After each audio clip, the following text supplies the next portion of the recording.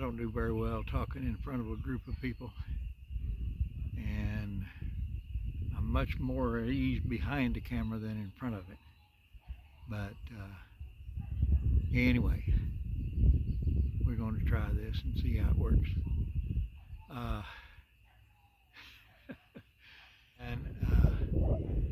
I finally decided that maybe the chopping block makes a little bit of sense in some situations. We've had a lot of rain and freeze and thaw lately, so the ground has gotten kind of soft. And I have an old piece of a sidewalk.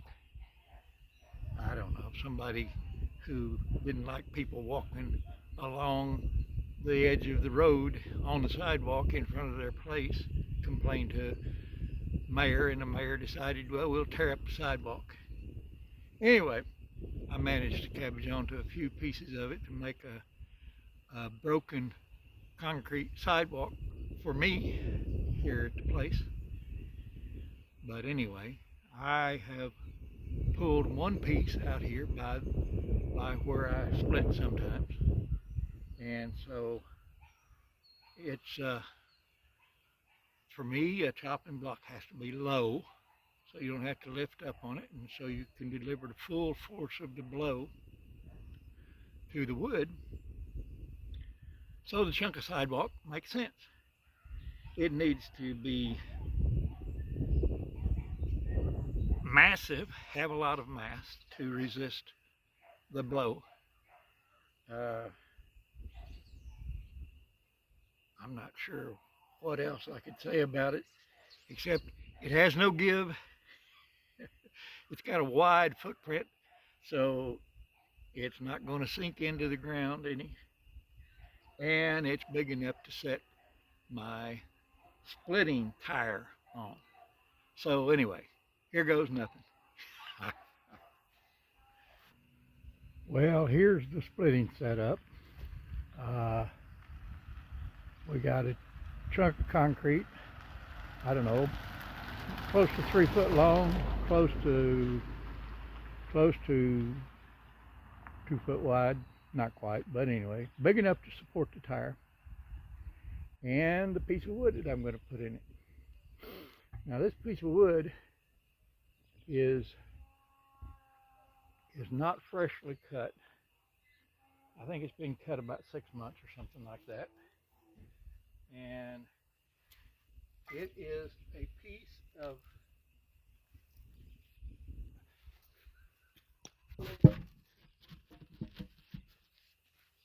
chinky pin oak.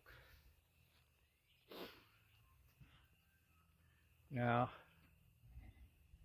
chinky pin oak is a member of the white oak family, and it is sort of in the same splitting category as post oak, in that it sometimes splits better setting the way it grew, and sometimes it splits better when it's standing on its head. So anyway, we're going to see how it works. This is another yard sale axe I picked up here a while back, intending to put a new handle on, but I haven't got around to it. So we're going to see if it'll split.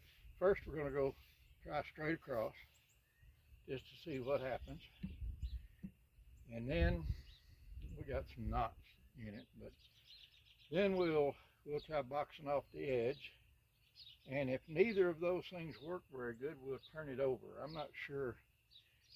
I think it's upside down right now, but I'm not 100% sure.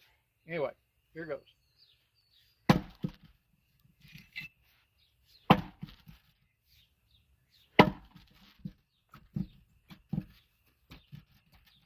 That's not doing too good. So I'm going to try to turn it over first.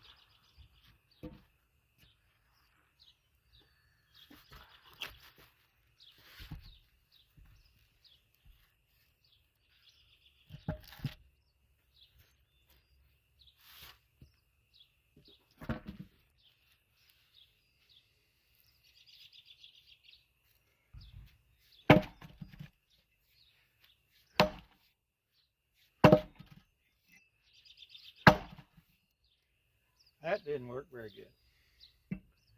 So we'll try busting it off around the edges.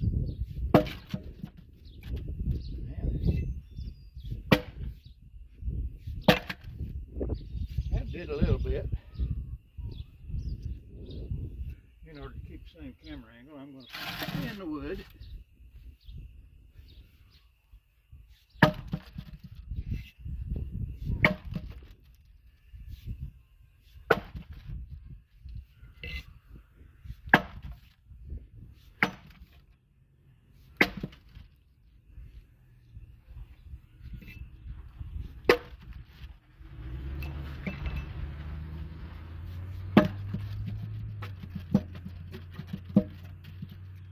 And I'm just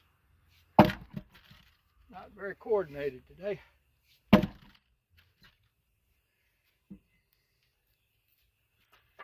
try turning it over again.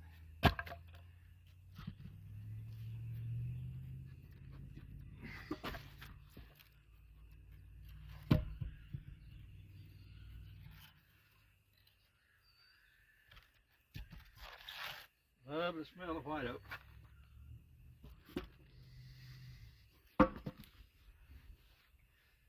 Maybe that's because of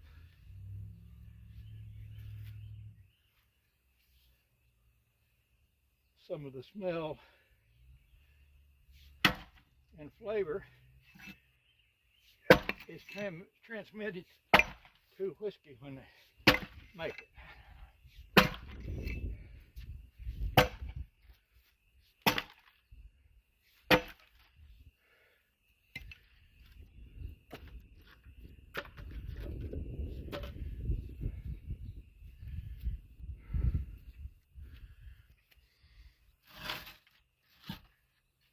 Normally I would walk around, but since we've got the camera going, and that's going right through that knot, that ain't working.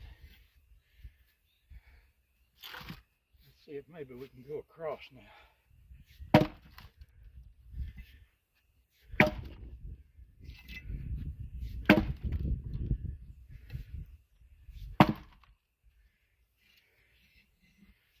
Not doing too well. So,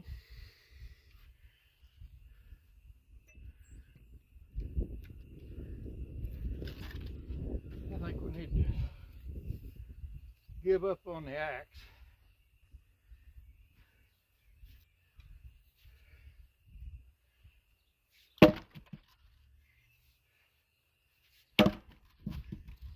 Yeah, we'll give up on the axe and go get the maul.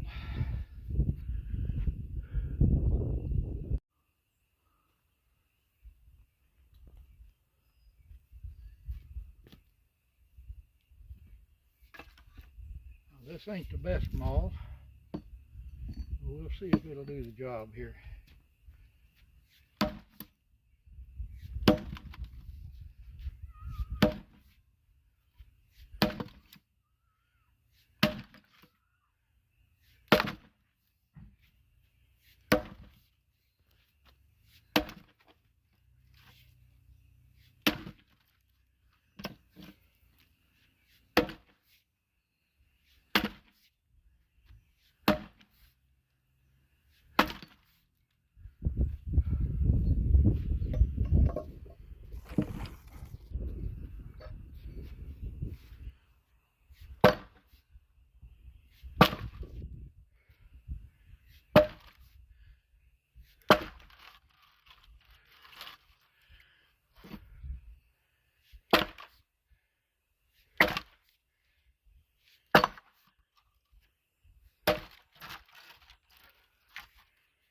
That piece will just wind up being overnighter.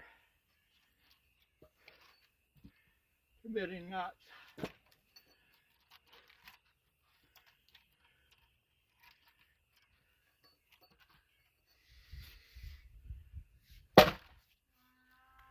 Now, anybody worried about the bit, sharp portion of the maul hitting the concrete splitting block can rest at ease, because I wouldn't seldom put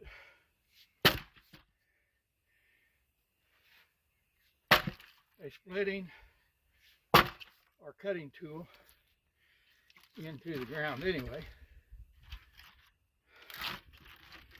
because of the flip thing. But if I